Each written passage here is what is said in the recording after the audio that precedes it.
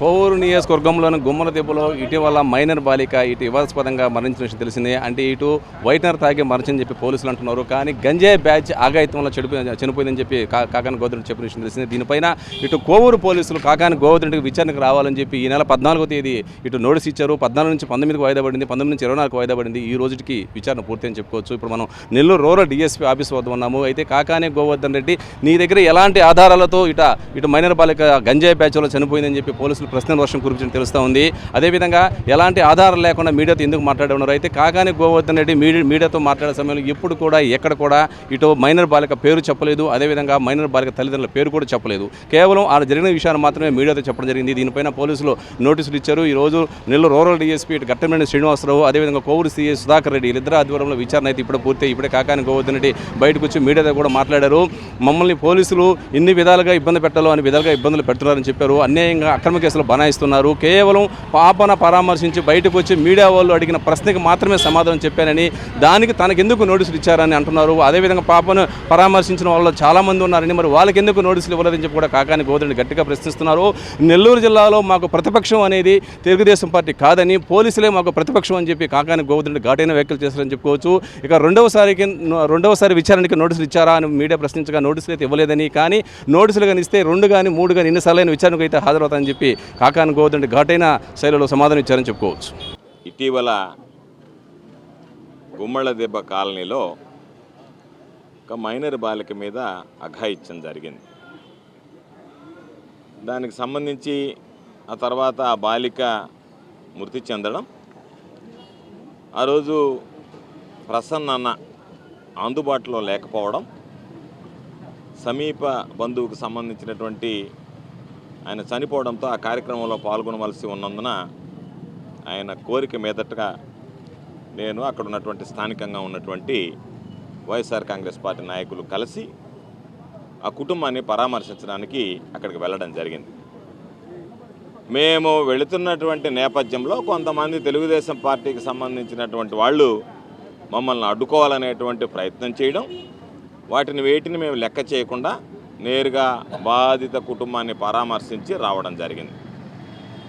ఎక్కడా కూడా పోక్సో చట్టం గురించి అవగాహన ఉన్నటువంటి వాళ్ళం, ఎక్కడా కూడా నేను కానీ ఆ తర్వాత వెళ్ళి పరామర్శించినటువంటి ప్రసన్న అన్న కానీ ఎప్పుడు కూడా ఆ బాలిక పేరు కానీ తల్లిదండ్రులు కానీ, కొన్ని ఛానళ్ళు రాశాయి బాలిక పేరు ఉటంకించారు, ఆ బాలిక తల్లిదండ్రుల గురించి మాట్లాడారు, దాని ద్వారా ఆ కుటుంబం తెలిసిందని చెప్పి నేను ఆ ఛానల్కి ఛాలెంజ్ విసురుతున్నా. ఎక్కడన్నా నా నోటి గుండా ఆ బాలిక పేరు కానీ, లేదా ఆ బాలిక తల్లిదండ్రుల పేరు కానీ, లేదా వాళ్ళని గుర్తించేటువంటి అంశం కానీ మాట్లాడామా అంటే, కొన్ని ఛానళ్ళు ఏ విధంగా తయారయ్యారంటే పచ్చ కళ్ళజోళ్ళు పెట్టుకొని అంత పచ్చంగా కనపడుతుంది కాబట్టి పచ్చంగా చూపించేటువంటి ప్రయత్నం చేయడం తప్ప ఎక్కడన్నా ఇప్పుడు మాట్లాడనటువంటి విషయాలు. కాబట్టి దాని మీద వెళ్ళాం. వాళ్ళ ఇంటి ముందు మాట్లాడలేదు, ఎక్కడా మాట్లాడలేదు, నేరుగా బయట వచ్చేసాం. అసలు ప్రెస్ మీటే పెట్టలేదు. నేను పోలీసులు కూడా అదే విషయం చెప్పాను, ప్రెస్ మీటే పెట్టలేదు. మీడియా అడిగినటువంటి ప్రశ్నలకు సమాధానం చెప్పాం. ప్రెస్ మీట్కి మీడియా అడిగేదాని వివరణకు కూడా తేడా తెలియకుండా ఈరోజు కొంతమంది మాట్లాడుతున్నారు. మేము ఎక్కడ ప్రెస్ మీట్ పెట్టలేదు. ప్రెస్ మీట్ అంటే నేను పిలిచి మాట్లాడడం. పరామర్శించి వెళ్ళేటప్పుడు అక్కడ ఉన్నటువంటి మీడియా అడిగినటువంటి కొన్ని ప్రశ్నలకి మేము సమాధానం చెప్పడం జరిగింది. అయితే ఈరోజు మాకన్నా ముందు ఆ బాలికకి సంబంధించి చనిపోయిన వెంటనే ఎవరైతే అధికార పార్టీకి సంబంధించినటువంటి శాసనసభ్యురాలు ఉందో, అధికార పార్టీకి సంబంధించినటువంటి వక్ఫ్ బోర్డు చైర్మన్ ఉన్నారో, వీళ్ళు ముందుగానే స్టేట్మెంట్ ఇచ్చారు. గంజాయి మత్తులో ఇటువంటి అఘాయిత్యాలు జరుగుతున్నాయి కాబట్టి గంజాయి మత్తులో జరిగేటువంటి ఇటువంటి అఘాయిత్యాలకి త్వరలోనే మేము అన్ని రకాలైనటువంటి చర్యలు తీసుకుంటామని చెప్పడం జరిగింది. మేము దానిని ఆ రోజు ప్రశ్నించాం, ఈరోజు ప్రశ్నిస్తున్నాం. ఎప్పుడు తీసుకుంటారు? చంద్రబాబు నాయుడు గారు ఏం చెప్పాడు? 3 నెలల లోపల ఈ రాష్ట్రాన్ని గంజాయి రహిత ఆంధ్ర రాష్ట్రంగా మార్చేస్తామని చెప్పాడు. ఇప్పటికి ఎన్ని రోజులైంది? దాదాపుగా ఈ సంఘటన జరిగేటప్పటికి 19 నెలలు, ఈ రోజుకి 20 నెలలు. అయితే ఈరోజు కుప్పల తెప్పలుగా గంజాయి దొరుకుతుందని నిద్రలేస్తే నెల్లూరు సెంట్రల్ జైలు మొత్తం, ఆ విజయవాడలో ఉన్నటువంటి యువత మొత్తం గంజాయికి బానిసలు అయ్యారని చెప్పి రోజు తీసుకొచ్చి వ్యానుల్లో బస్సుల్లో తరలిస్తున్నారు. ఇక్కడికి వ్యానుల్లో బస్సుల్లో ఇక్కడి నుంచి తరలించకపోయి అక్కడ వాళ్ళందరూ కోర్టు ముందు హాజరవుతున్నారు. అటువంటి పరిస్థితుల్లో ఈ రాష్ట్రంలో గంజాయి విచ్చలవిడిగా ఉంది. దానికి సంబంధించినటువంటి హత్య జరిగింది, ఈ అఘాయిత్యం జరిగింది అని చెప్పి స్పష్టంగా ఉన్నటువంటి తెలుగుదేశం పార్టీ నాయకులు పేర్కొనడం జరిగింది. వాళ్ళని విడిచిపెట్టి వాళ్ళతో సంబంధం లేకుండా నాకొక్కడికే నోటీసులు ఇచ్చారు. అంటే ఈ ప్రభుత్వం నిందితుల పట్ల ఎవరైతే ఉన్నారో ఉదాసీనంగా వ్యవహరించి వాళ్ళ కొమ్ము కాస్తూ బాధితుల పట్ల ఈరోజు ఇబ్బంది పెట్టేటువంటి పరిస్థితి. ఎందుకంటే ఇటువంటి దుర్ఘటనలు, ఇటువంటి సంఘటనలు ఎన్నడూ చూడలేదు మనం. ఏ రోజైనా నెల్లూరు జిల్లాలో ఇళ్ల మీద దాడులు ఎప్పుడన్నా చూసామా? అటువంటి సంఘటనలు ఈరోజు మనం చూస్తున్నాం. కాబట్టి మేము ఆ రోజు చెప్పాం, దాని మీద నాకు నోటీసులు ఇచ్చి రమ్మన్నారు. ఒకరోజు వస్తామంటే మళ్ళీ వద్దన్నారు, మరలా రెండోసారి నోటీసులు ఇచ్చారు, మళ్ళీ మా దగ్గరికి వచ్చి వివరణ తీసుకుంటామన్నారు, వివరణ తీసుకోలేదు. మరలా మొన్న రమ్మన్నారు 24వ తేదీ జగన్మోహన్ రెడ్డి గారి ప్రోగ్రాం. ఆ రోజు కొన్ని పనులు ఉండడంతో ఈరోజు వస్తామని చెప్పి 27వ తేదీ నేను ప్రసన్న మాతో పాటు మాకు సంబంధించినటువంటి వైఎస్ఆర్ కాంగ్రెస్ పార్టీ నాయకులు కార్యకర్తలు అందరం కలిసి రావడం జరిగింది.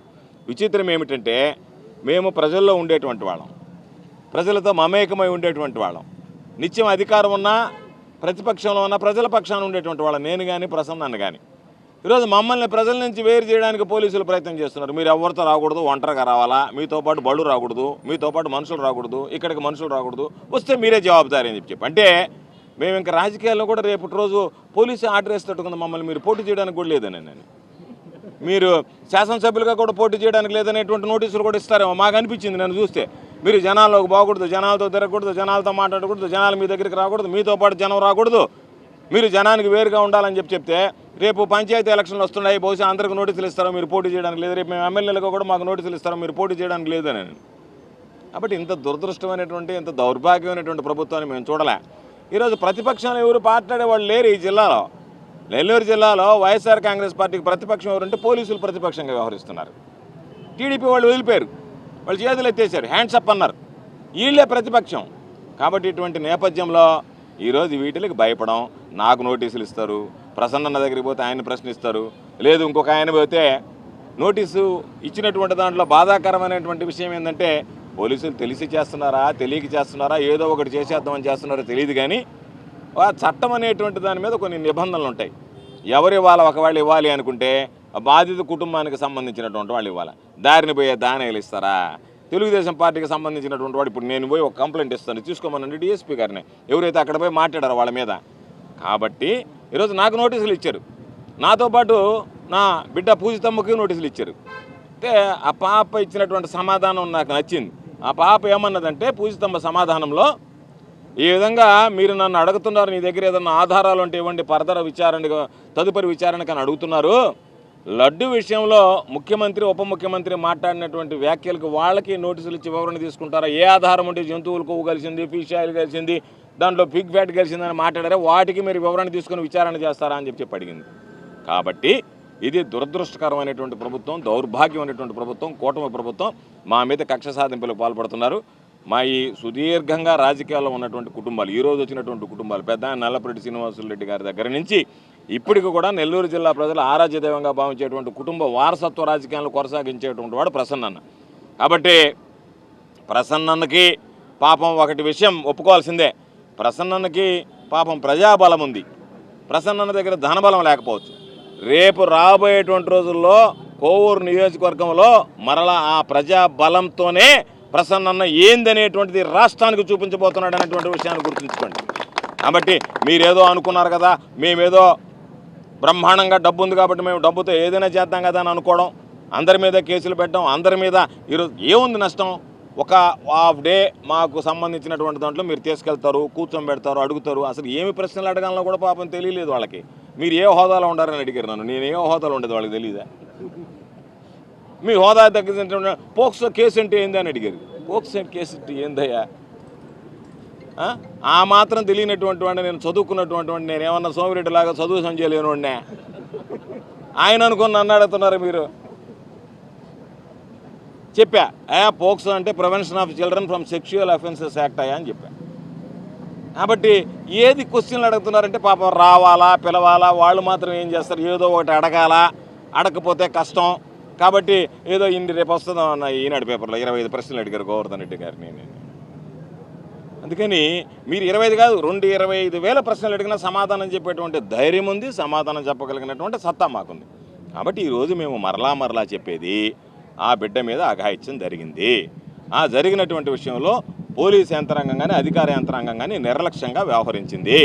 నిర్లక్ష్యంగా వ్యవహరించిందని చెప్పి వాళ్ళ తండ్రి ఇచ్చినటువంటి స్టేట్మెంట్ ఏదైతే ఉందో అది కూడా మేము పోలీసులకు అందజేశాం. కాబట్టి మీరు అఘాయిత్యం జరిగినటువంటి విషయాన్ని పట్టించుకోకుండా దాని మీద ఆ బిడ్డ పాపం ఆసుపత్రిలో సరైనటువంటి వైద్యం అందించకుండా ఈరోజు చావుకి ప్రభుత్వం కారణమైందని చెప్పి మేము మాట్లాడాం. మరలా కూడా చెప్తున్నాం, అదే విషయాన్ని ఉటంకిస్తున్నాం. దాని మీద మీరు గంజాయిని అరికట్టండి, ఇటువంటి సంఘటనలు జరగకుండా తీసుకోండి, ఇటువంటి సంఘటనలు పునరావృతం కాకుండా చేపట్టండి. నేను ఉదాహరణ కూడా చెప్పాను, చెవుడుగుంటలో ఇటువంటి సంఘటన జరిగింది. ఒక బాలికకి తీసుకెళ్ళి ఒకడు బలవంతంగా బాత్రూంలో ఉండేటువంటి యాసిడ్ తాగించినప్పుడు ఆ బాలిక చావు బతుకుల మధ్య ఉంటే ఆ రోజు జిల్లా కలెక్టర్ గారితో మాట్లాడాం. జిల్లా కలెక్టర్ గారు వెంటనే నెల్లూరు హాస్పిటల్లో చేర్పించాడు. ఒక 50,000 రూపాయలు చేతుల్లో పెట్టాడు ఖర్చులకు. ఆ అమ్మాయికి సంబంధించినటువంటి వైద్యం మేము భరిస్తాం, జిల్లా అధికార యంత్రాంగం భరిస్తుంది, కలెక్టర్ గారు భరిస్తానని చెప్పాడు. ఆ తర్వాత పరిస్థితి విషమించింది. జగన్మోహన్ రెడ్డి గారికి చెప్పాం, జగన్మోహన్ రెడ్డి గారు ఖర్చులకు 5 లక్షల రూపాయలు వాళ్ళ చేతిలో పెట్టండి, ఆ బిడ్డకి ఎంత అవసరమైతే అంత మెడ్రాస్ అపోలో హాస్పిటల్లో చూపించండి అని అంటే మెడ్రాస్ అపోలో హాస్పిటల్కి ఆ బిడ్డను తరలించి 30 లక్షల రూపాయలు ఖర్చు పెట్టాం. దురదృష్టవశాత్తు ఆ బిడ్డ బ్రతకలేదు, అది వేరే విషయం. 30 లక్షలు ఖర్చు పెట్టి మేలైనటువంటి ఆ వ్యవస్థను అందించాం. దాంతోపాటు ఆ బిడ్డ చేతిలో 5 లక్షల రూపాయలు ఆ రోజు సాయంకాలమే ఆ బిడ్డ చేతిలో కలెక్టర్ గారు నేను వెళ్ళి చెక్కు పెట్టడం పడింది ఆ బిడ్డ తండ్రి చేతిలో. కాబట్టి ప్రభుత్వం అంటే ఏ విధంగా ఉండాలా, పరిపాలన ఏ విధంగా ఉంది, మీకు చేత కాకపోతే జగన్మోహన్ రెడ్డి గారి పరిపాలన చూసి నేర్చుకోండి. అంతే తప్ప ఈరోజు మేము మాట్లాడితే మాకు నోటీసులు ఇస్తే ఏమి లాభం? జరిగినటువంటి ఆ బిడ్డను ఏమన్నా మీరు తెచ్చేయగలరా? ఆ బిడ్డ చనిపోవడానికి కారణం ఎవరు? ప్రభుత్వం కాదా? అక్కడ ఉన్నటువంటి వాళ్ళని ఎందుకు మీరు ప్రోత్సహిస్తున్నారు? ఈరోజు నేను 3 నెలల లోపల గంజాయి రహిత ఆంధ్ర రాష్ట్రాన్ని చేస్తానన్నారు. ఇంతకుముందు పట్టణాలు మెడ్రాసు, హైదరాబాద్ లాంటి మహానగరాల్లో ఉండేది. హైదరాబాద్ నుంచి చిన్నగా జిల్లా హెడ్ క్వార్టర్స్కి వచ్చింది చంద్రబాబు ముఖ్యమంత్రి కాగానే. ఇప్పుడు చంద్రబాబు నాయుడు 20 నెలల పాలనలో దాన్ని తీసుకొచ్చి గ్రామాలకు పాకించాడు, మండలాలు గ్రామాల స్థాయికి వచ్చేసాయి. కాబట్టి వాటిని నివారించడానికి ఏమైనా చర్యలు తీసుకోవాలి, ఇటువంటివి జరగకుండా ఏ విధంగా ఉండాలనేటువంటి ఆలోచన లేకుండా పాపం పోలీసులు మాత్రం ఏం చేస్తారు? ఈరోజు పాపం వాళ్ళందరికీ డ్యూటీ, నేను వచ్చిన దానికి డ్యూటీ. ఆడెవడన్నది అనుకుంటే వీళ్ళు పోయే పని లేకపోయినా ఇక్కడ వీడంతసేపటికి గోవర్ధన్ రెడ్డి, ప్రసన్న కుమార్ రెడ్డితో పాటు ఊరు రాకూడదు, వాళ్ళని నిరోధించాలి, వాళ్ళని కట్టడి చేయాలని చెప్పి 6 మంది సిఐలు, 10 మంది ఎస్ఐలు, 100 మంది పోలీసులు, ఆ మహిళా కానిస్టేబుల్ పాపం ఉండేటువంటి ఈ మహిళలందరినీ ఆపడానికే ఈ పనుల్లో ఉంటుంది. మీరు అక్కడ ఏదైనా ఆగాయచం జరిగితే పోయే టైం ఏడుంది? పోయడానికి మీకు మెన్న ఏదైనా పెడితే మాకు మెన్ లేదంటే మెన్ ఎట్టుంటుంది? మమ్మల్ని ఇబ్బంది పెట్టడానికి, మమ్మల్ని తీసుకురావడానికి, మా చుట్టూ తిరగడానికి, ఏదన్నా పాపం మేము ఫ్లెక్సీలు కడితే ఇప్పించడానికి, తెలుగుదేశం వాళ్ళు ఫ్లెక్సీలు కట్టకపోతే మీరు దగ్గర ఉండి కట్టించడానికి ఈ పనుల్లో ఉంటుంది. మీరే మీ పని అది అయిపోయింది కదా, శాంతి భద్రతలు అనేటువంటివి పక్కదారి పట్టిపోయాయి. కాబట్టి మేము మీకు ఒకటే చెప్తున్నాం, ప్రసన్న నేను ఏదైనా నిలబడి చెప్తున్నాం, మేము మీరు అనుకుంటున్నట్టుకుండారు ఏదో పాపం నోటీసులు ఇస్తే దాని మీద ఏదో మేము భయపడి దానికి సంబంధించి ఇంక నోరెత్తమో అని చెప్పి మీ ఆలోచన ఉన్నట్టుకుంది. మీ ఆలోచనకు మా సమాధానం, మీరు నోటీసులు ఇచ్చినా ఏమిచ్చినా ఈ ప్రభుత్వం చేసేటువంటి తప్పుల్ని ప్రశ్నిస్తూనే ఉంటాం తప్ప మీరు చెప్పేటువంటి నోటీసులకి గిటీసులకి ఈ ప్రభుత్వానికి మేము భయపడము.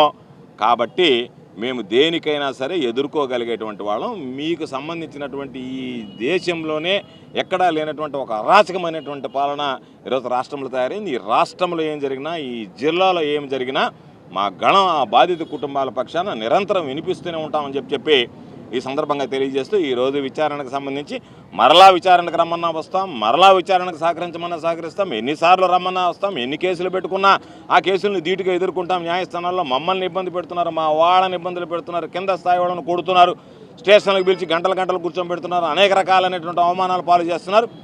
ఏటికి భయపడం. నిన్న జగన్మోహన్ రెడ్డి గారు నెల్లూరు పర్యటనకు వస్తే, ఆయన ఏదో ఒక ప్రైవేటు కార్యక్రమానికి వస్తే మేము ఎవరిని పిలవలేదు, ఘనంగా స్వాగతం పలుకుతామని చెప్పిన తప్ప మీరు తరలిరండి అని కూడా మెసేజ్ ఇవ్వలేదు. అయినాడు వేలాది మందిగా తరలివచ్చి జగన్మోహన్ రెడ్డి గారిని నిన్న రిసీవ్ చేసుకున్నటువంటి విధానం ఈరోజు చూస్తే దాన్ని తట్టుకోలేక కొన్ని పత్రికల్లో జగన్మోహన్ రెడ్డి గారు వస్తే అంతమంది జనం రావాలన్నా అంటే అది వాళ్ళ అభిమానం, నువ్వు నేను చెప్తే ఆగుతారా? ఓ పత్రికలు రాశారు, జగన్మోహన్ రెడ్డి గారు ఎప్పుడులాగానే జనం వచ్చేసారు అన్న. జగన్మోహన్ రెడ్డి గారు వస్తే జనం వస్తారు, జనం జగన్మోహన్ రెడ్డి గారితో మమేకమై ఉంటారు. జగన్మోహన్ రెడ్డి గారు జనం వస్తే నీకేందబ్బా కడుపుమంట? నాకు అర్థం కాలేదు. అంతలా ఆర్టికల్ రాసి పెట్టినారు. ఆర్టికల్ చదివిన నేను మొత్తం ఆ ఆర్టికల్ అంతా కడుపమంటే ఏంటంటే జగన్మోహన్ రెడ్డి గారు వస్తే జనం వచ్చారని. జనం వచ్చినందువల్ల మీకు నష్టమైంది. అదే గ్రాండ్ ట్రంక్ రోడ్ కాదు అది, కనుపర్తిపాడుకు పోయే రోడ్డు, ఊరు పోరు, అక్కడ జనాలకు ఇబ్బంది లేదు. ఆయన వీలైనంత వరకు త్వరగానే పాపం ఎవరికి ఇబ్బంది ఉండకూడదని పర్యటన ముగించుకొని వెళ్ళిపోయాడు. కాబట్టి జనంతో మమేకమైనటువంటి వాళ్ళం, అధికారంలో ఉన్నా ప్రతిపక్షంలో ఉన్నా నిత్యం ప్రజల పక్షాన నిలబడి మాట్లాడేటువంటి వాళ్ళం. తప్పనిసరిగా అదే పంతాన్ని కొనసాగిస్తాం తప్ప ఎక్కడ కూడా రాజీ లేనటువంటి పోరాటం చేస్తాం. ఇటువంటి కేసులకు భయపడం.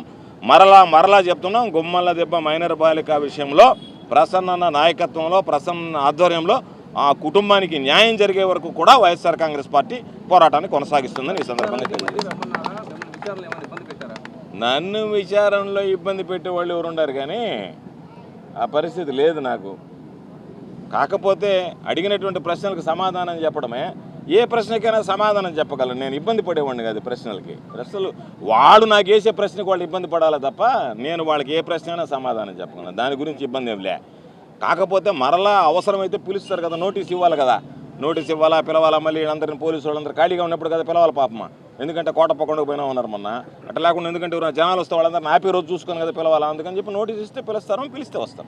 ఎప్పుడు వచ్చినా దానికి సంబంధించి సమాధానం చెప్పడానికి సిద్ధంగా ఉన్నాం.